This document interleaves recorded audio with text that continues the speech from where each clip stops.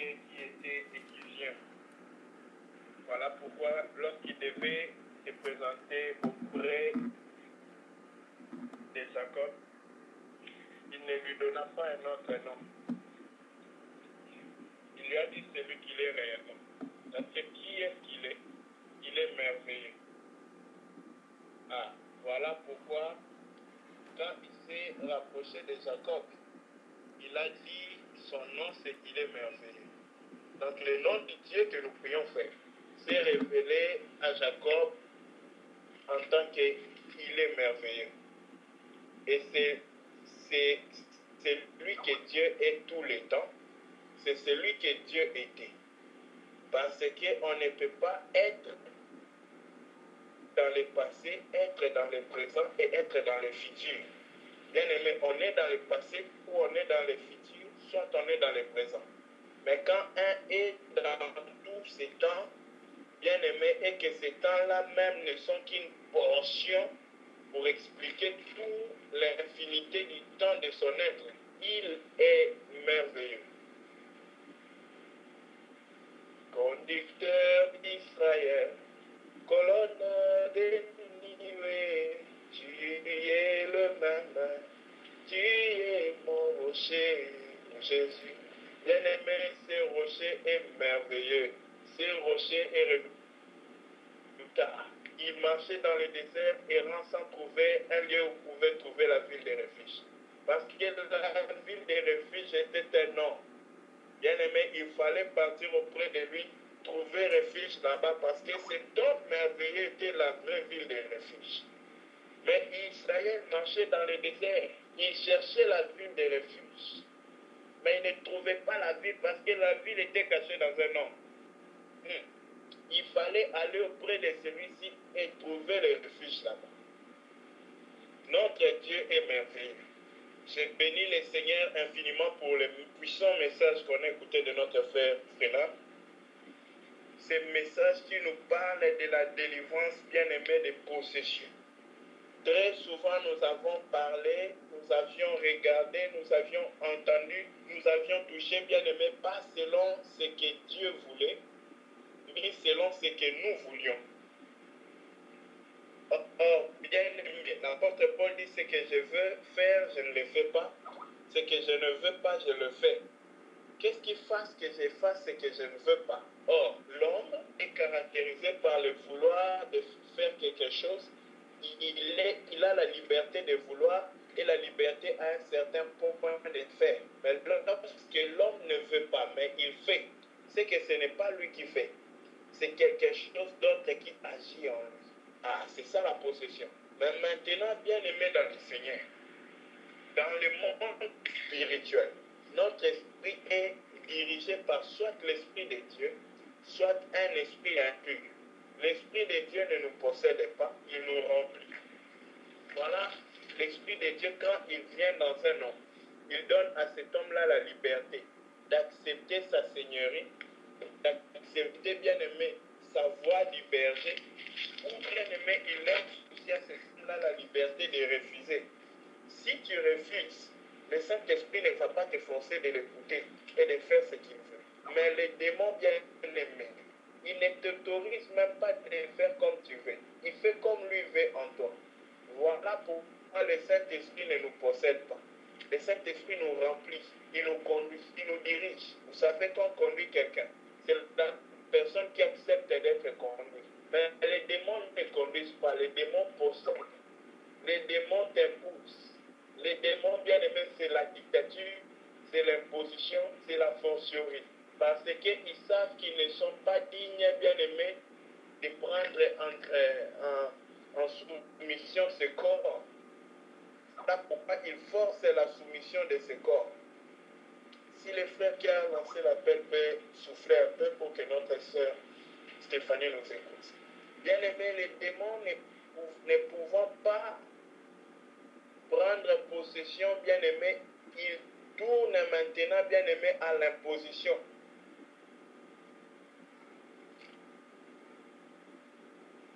Mais le Saint-Esprit vient pour nous remplir. Le démon vient pour posséder.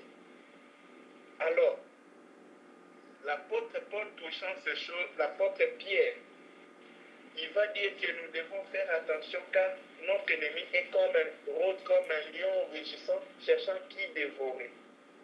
Alors tout le temps, il reste bien aimé en attente de trouver un espace pour pouvoir nous posséder et nous empêcher de faire ce qui plaît à Dieu. Mais bien aimés, souvenons-nous que tout le temps que nous parlons sans faire ce qui plaît à Dieu, c'est nous qui sommes en train, bien aimés, de détruire notre propre éternité.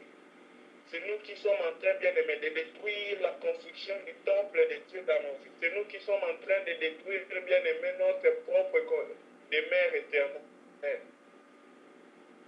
Voilà pourquoi nous devons nous préoccuper d'une chose.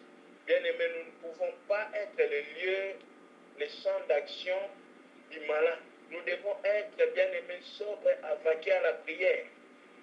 Et bien aimés, nous devons réduire notre temps de conversation avec les hommes et augmenter notre temps de conversation avec Dieu.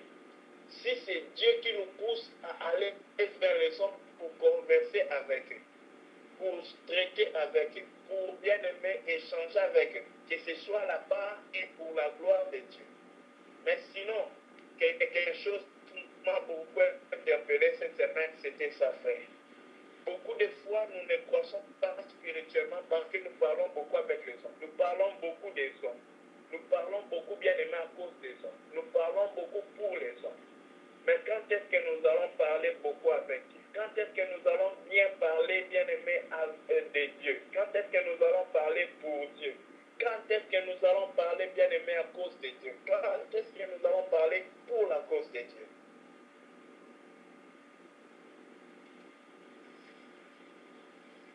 J'ai béni le Seigneur. Si vous m'avez vu chanter ce cantique, quand je verrai Sion, mon cœur chantera de louanges. Mon Dieu, tu m'as visité, tu m'as délivré, tu m'as affranchi.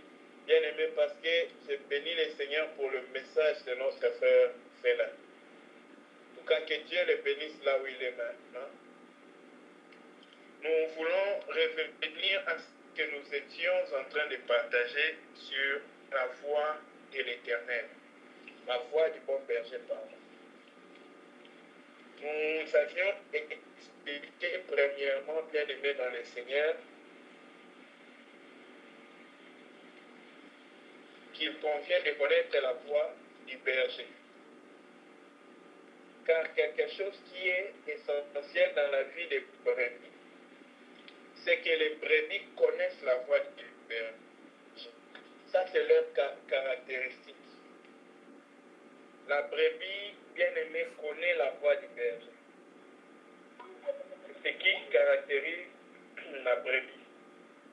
Ensuite, la brebis bien aimée entend la voix du berger.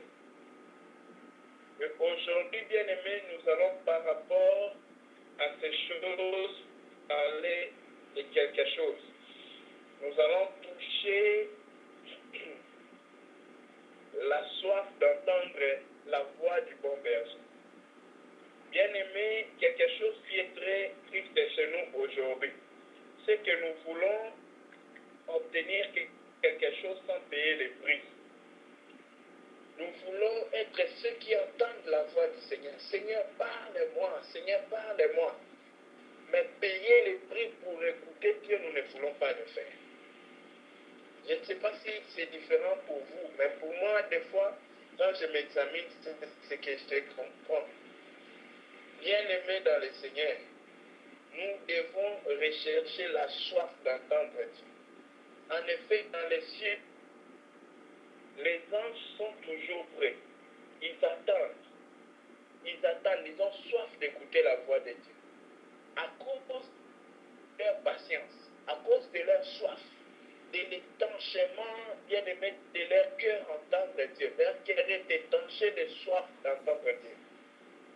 Oh, bien aimé, David pouvait dire, il reste dans le palais de l'Éternel jusqu'à ce que l'Éternel bien-aimé va lui parler, jusqu'à ce que l'Éternel va le visiter, jusqu'à ce que l'Éternel exauce. Bien-aimé dans le Seigneur, avons acquis la soif d'attendre et d'écouter le Seigneur. La la soif d'attendre jusqu'à ce que l'Éternel puisse parler? Avons-nous déjà prié pour un sujet dans notre vie jusqu'à ce qu'on a vu que Dieu a intervenu? Jusqu'à ce qu'on a vu que Dieu s'est manifesté, s'est intervenu dans ces sujets de prière? Sommes-nous des gens qui soupirent après la voix de l'Éternel? Ou nous prions juste, on se dit, bon, j'ai fini avec lui, maintenant je peux repartir à mes autres choses. La soif d'entendre la voix du bon berger. Bien-aimés dans le Seigneur, dans les rêves dans lesquels nous vivons ici, que notre Père très bon a créé pour nous, les choses sont très claires. Vous savez pourquoi l'eau coule? L'eau coule toujours vers là où il y a un manque d'eau. C'est-à-dire, là où il y a moins d'eau, c'est vers là que l'eau coule. Vous allez voir que l'eau de l'océan n'entre pas dans le fleuve, mais mystérieusement, l'eau du fleuve entre dans l'océan. Ce n'est pas vrai parce que le fleuve est fleuve ou parce que le fleuve est comment.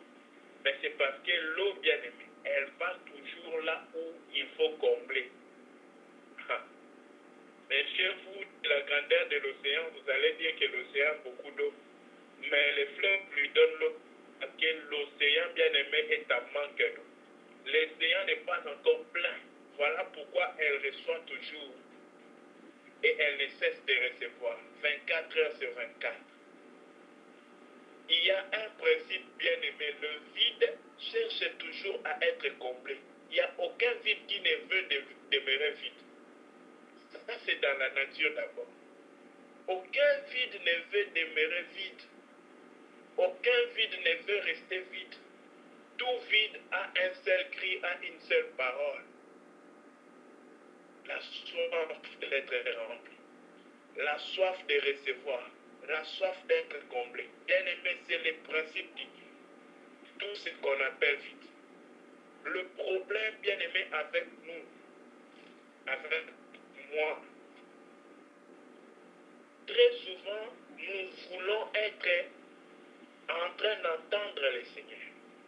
Bien-aimé, si je te posais la question ici, qui veut que le Seigneur lui parle quand il veut faire quelque chose? Qui veut la voix du Seigneur quand il a besoin de directives? Qui veut la voix du Seigneur quand il a besoin des instructions? Qui veut la voix du Seigneur bien-aimé lorsqu'il a des projets? Qui veut entendre la voix du Seigneur concernant ce qu'il va faire demain? Qui veut entendre la voix du Seigneur concernant sa marche avec Dieu? Qui veut entendre la voix du Seigneur sur tous les plans de sa vie? Bien-aimé, c'est tout le monde ici qui va dire oui. La deuxième question, c'est celle-ci. Est-ce que Dieu a vraiment envie de nous parler?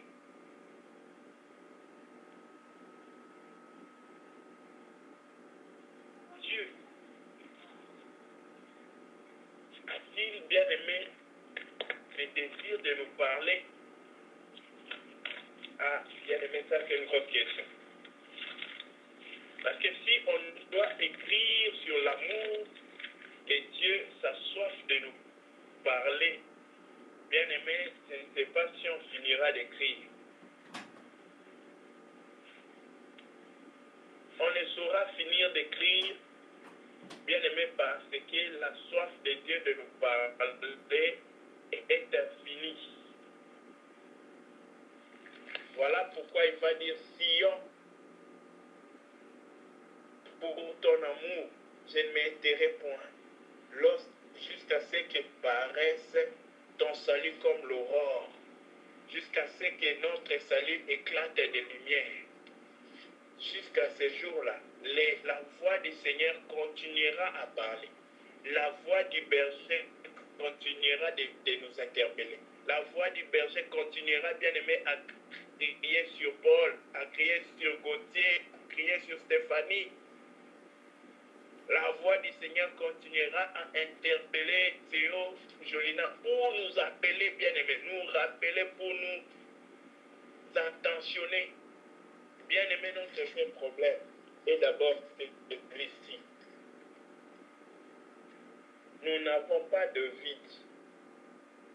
Et si nous n'avons pas le vide, si nous avions le vide, notre vide serait comblé. Le Seigneur dit ceci, heureux ceux qui ont faim et soif. Si on peut lire ça. Matthieu chapitre 5.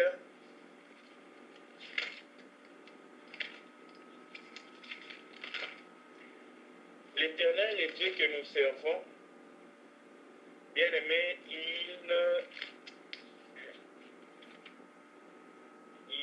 il est le même, il est bon pour tout le monde, mais il ne réagit pas avec tout le monde de la même manière. Écoutons ce qu'il dit dans Hébreux 5, verset 6. Heureux ceux qui ont faim et soif de la justice, car ils seront rassasiés. Heureux ceux qui ont faim et soif de la justice, car ils seront rassasiés. Bien-aimé, celui qui a faim de la bouffe, lorsqu'il est rassasié de la bouffe.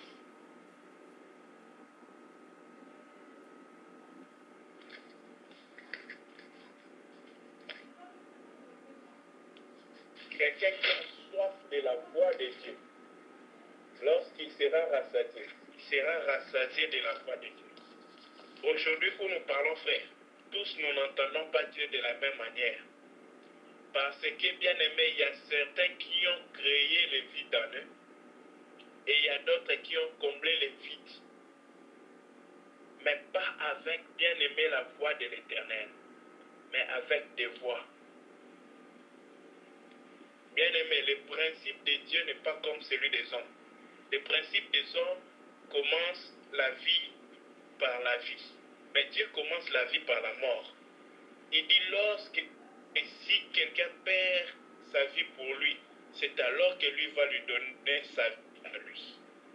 Donc, auprès de Dieu, pour combler les vides, il faut d'abord creuser les vides. Il faut d'abord qu'il y ait un vide. Ensuite, on va combler les vides. Ah. Si on n'a pas compris la peine d'avoir un vide, Dieu ne peut pas venir combler nos cœurs.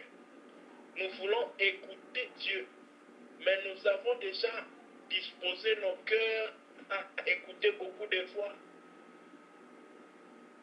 Nous voulons écouter Dieu nous parler, bien-aimés dans le Seigneur. Comment est-ce que les enfants apprennent à écouter leurs parents un jour au milieu de l'école?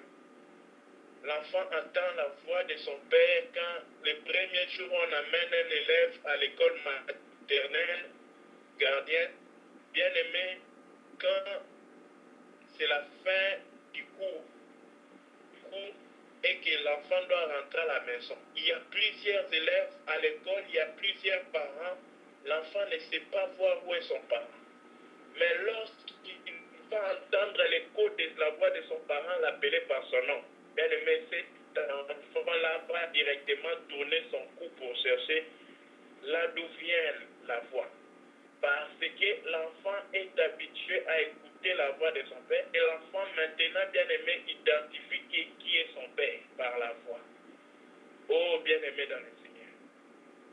Quel est le vide qu'on a? Avons-nous un vide rempli ou avons-nous le vide que Dieu va remplir?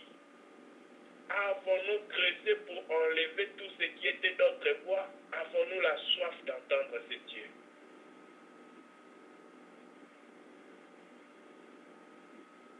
Bien-aimés, nous avons déjà à un certain point comblé nos vies avec beaucoup d'autres voix que nous n'arrivons plus à entendre la voix de Dieu. Souvenez-vous des fois quand nous étions dans les écoles, dans une réunion, dans des prières, on prêche, c'est vrai. On construit les cours, c'est vrai. Mais il y a un voisin qui parle à côté. On n'arrive plus à écouter les professeurs à cause du voisin. Bien aimé, cela arrive très souvent. Pourquoi? Parce qu'un homme ne peut pas entendre deux voix en même. Un homme ne peut pas comprendre deux personnes qui parlent en même temps. Il faut qu'une voix se taise et que l'autre parle. Maintenant, la voix à laquelle, bien aimé, on prête attention, c'est celle qu'on va écouter. Et la voix comptée, bien aimé, c'est celle qu'on ne va pas écouter. Il faut taire une voix pour écouter une autre. Il faut creuser, enlever tout ce qu'il y a de l'autre voix afin d'écouter la voix de Dieu. Avons-nous un vide, frère? C'est ça la question de ce soir. As-tu un vide? Ou es-tu comblé de voix? Bien-aimé, la brebis, ce n'est pas celle qui entend la voix de son ami. La brebis n'est pas celui qui entend la voix du bananier. La brebis n'est pas celui qui entend la voix de n'importe quoi. Mais la brebis entend la voix même pas des bergers. La brebis entend la voix de son bon berger.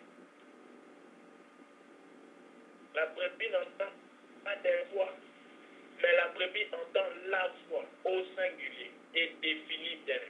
Pas une voix, mais la voix. Parce que bien aimé, le bonheur, la réussite de la brebis est cachée dans la voix.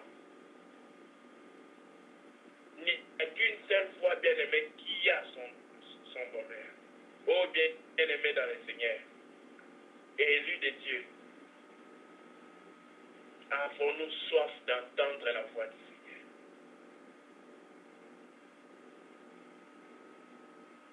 Autrement, posons la question différemment. Pourquoi n'avons-nous pas soif d'entendre la voix du Seigneur? Bien-aimé,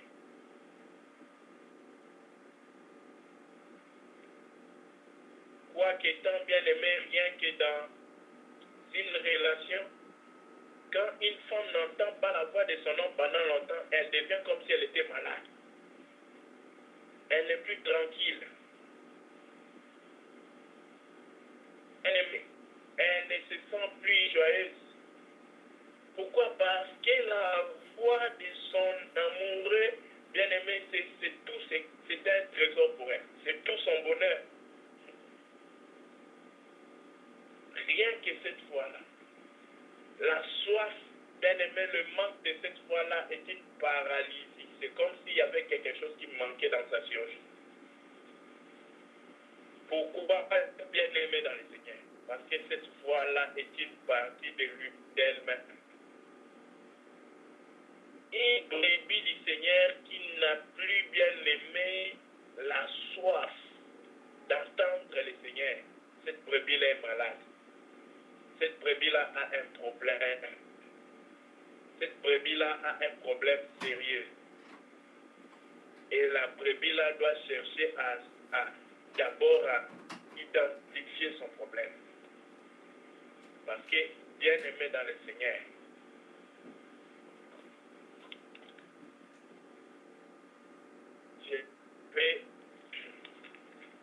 on va essayer de prendre un verset ensemble pour comprendre ce que je dis. Écoutons ce que le Seigneur a répondu ici au dégât 4. Matthieu 4, verset 4.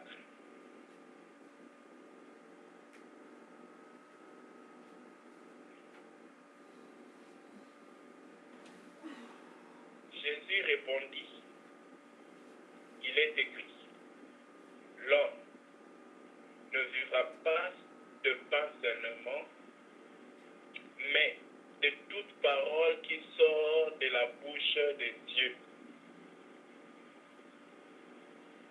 L'homme ne vivra pas de pain seulement, mais de toute parole qui sort de la bouche de Dieu. Bien-aimé dans le Seigneur, c'est ici le secret. Ma vie, ta vie, mon bonheur, mon succès, ma joie, ma gloire, tout ce qu'on veut est caché dans la voix, dans la parole, bien-aimé du berger. Notre bonheur dépend de sa bouche. Oh bien-aimé, c'est seulement l'incrédulité qui nous amène à ne pas nous focaliser sur la voix de l'Éternel. sur la voie du bon berger. Cette voie-là a tout ce dont on a besoin. Cette voie-là a tout ce qu'on appelle succès. Cette voie-là a tout ce qu'on appelle bonheur. Cette voie-là a tout ce qu'on appelle le comble. Cette voie-là a tout ce qu'on peut aimer de meilleur. Cette voie-là a tout de tout dans tout pour tout. Mais pourquoi nous ne sommes pas heureux? Bien aimé, je vais vous dire une chose. Celui qui dormait dans les palaces à Jérusalem n'était pas plus heureux, n'était pas plus joyeux que celui qui n'avait pas un lieu où poser sa tête. Le monde actuel, les circonstances, les choses du siècle présent nous présentent ce monde comme si, bien aimé, le bonheur de l'homme dépend de ce qu'on a dans ce monde, de ce qu'on a pendant notre vie dans ce monde. Mais bien aimé, loin d'être vrai, l'homme le plus heureux qui a vécu sur cette terre, l'homme le plus joyeux qui existe sur cette terre, n'avait pas un endroit où poser sa tête. Cependant, bien aimé, il était le plus joyeux de tous ceux qui ont existé sur toute la terre. La joie, le bonheur ne dépend pas de ce qu'on a. La joie, le bonheur ne dépend pas de notre position dans la société. La joie et le bonheur, bien aimé, ça dépend de combien nous craignons le Seigneur. Ça dépend de combien nous aimons la justice et nous haïssons le mal, l'iniquité. Et bien aimé, la crainte de l'Éternel ne peut pas exister sans écouter la voix du Seigneur.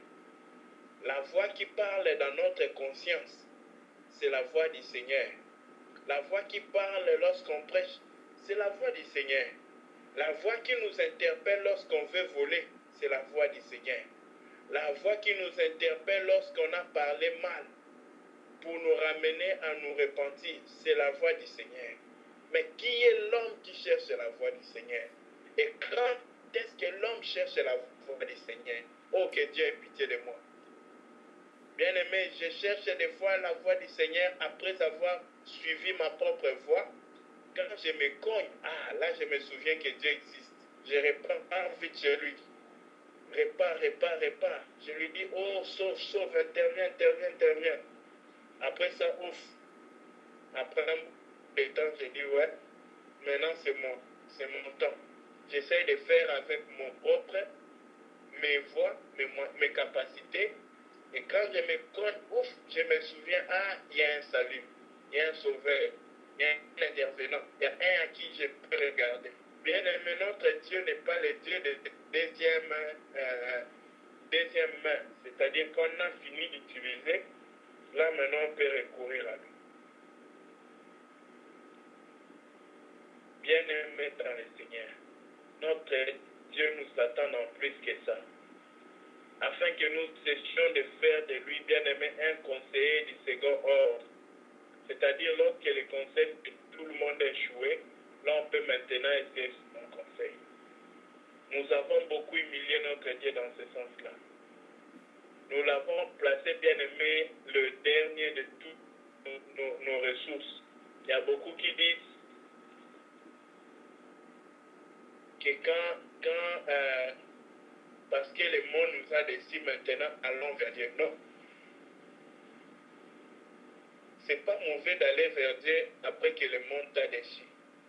Mais ne va pas vers Dieu parce que le monde t'a déçu. Va vers Dieu parce qu'il est Dieu. Ce n'est pas à cause d'une circonstance décevante. Voilà pourquoi, bien aimé, Dieu nous connaît et connaît nos cœurs. Il sait si nous soupirons après lui. Il sait si nos cœurs, bien aimés, le cherchent lui. Est-ce que nous l'avons déjà cherché? C'est la question, frère. Est-ce que moi j'ai déjà cherché le Seigneur? Est-ce que je cours après le Seigneur?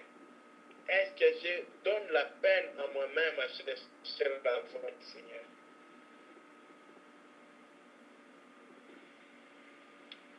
C'est la grosse question que nous devons tout le temps nous poser.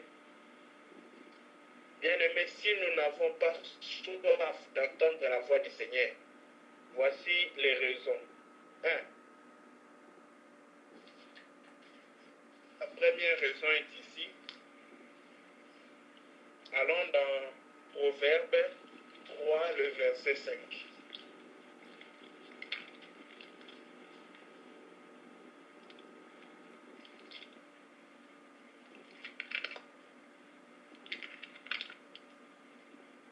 Avant même de parler d'avoir soif de Dieu, nous voulons toucher d'abord pourquoi est-ce que nous n'avons pas soif d'entendre Dieu. Dans Proverbe 3, le verset 5, voici ce que nous dit la Bible.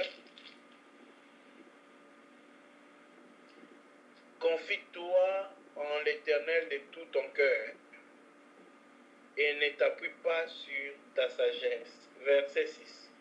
Reconnais-les dans toutes tes voies et il aplanira tes sentiers. Verset 7. Ne sois pas sage à tes propres yeux. Crains l'Éternel et détourne-toi du mal. Ici, nous comprenons notre première maladie, notre problème. Bien-aimé, c'est que nous écoutons beaucoup notre propre voix. Nous faisons confiance en nous-mêmes. Il est écrit, maudit soit celui qui prend l'homme pour l'appui. Maudit soit celui qui se confie en l'homme. Ne nous appuyons pas sur l'homme en qui il n'y a qu'un souffle, frère. L'homme dont je parle, ce n'est pas ton papa, ce n'est pas ta maman, ce n'est pas ton ami le plus proche, ce n'est pas même ton pasteur, c'est toi-même d'abord. Or, moi-même, le Seigneur m'interpelle à ne pas bien aimer écouter d'abord ma voix, mais à laisser ma voix bien aimée être convaincue de la voix de l'Éternel d'abord.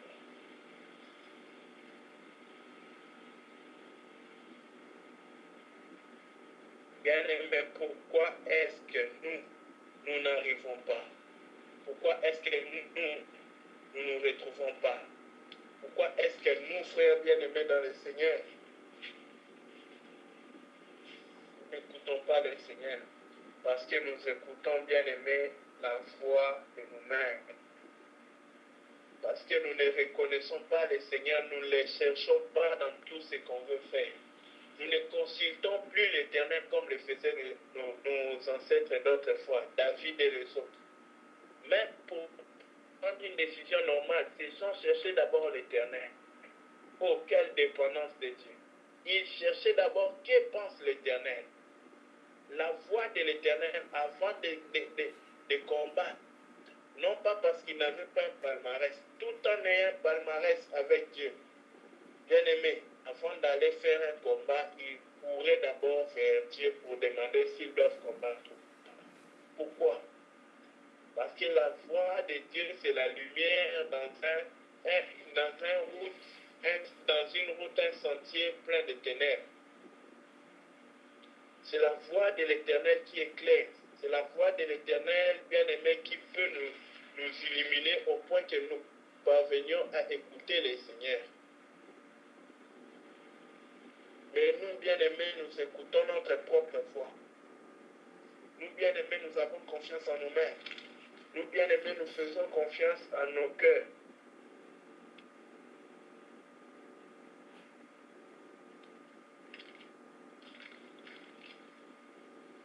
C'est ça notre problème. Bien-aimés, secondement, pourquoi nous n'écoutons pas Dieu? Parce que Dieu ne parle pas à un cœur tourmenté. Dieu ne parle pas à un cœur bien-aimé qui n'est pas tranquille. Dieu ne parle pas à n'importe quel cœur. Dieu, pour parler à un cœur bien-aimé, il faut que le cœur-là soit disposé.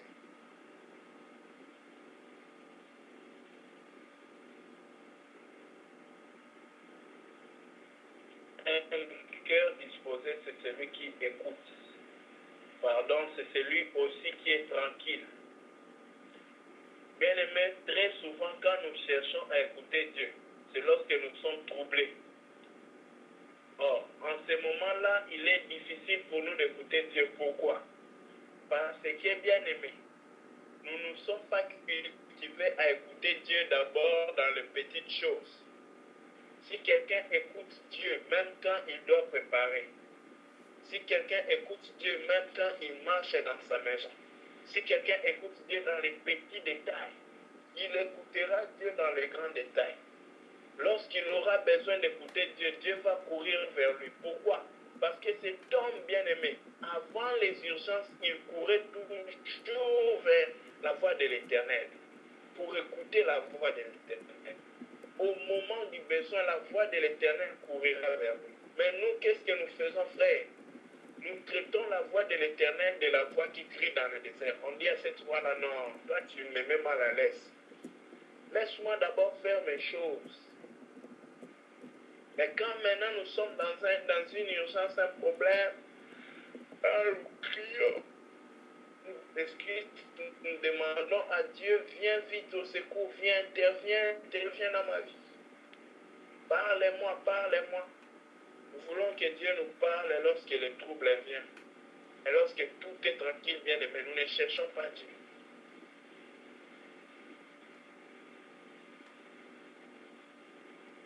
Dieu ne parle pas à un cœur troublé. Dieu parle à un cœur apaisé. Dieu parle à un cœur tranquille. Dieu parle à un cœur disposé. Que le Seigneur nous bénisse. On va s'arrêter ici pour aujourd'hui. Si Dieu le permet, on continuera. Merci beaucoup.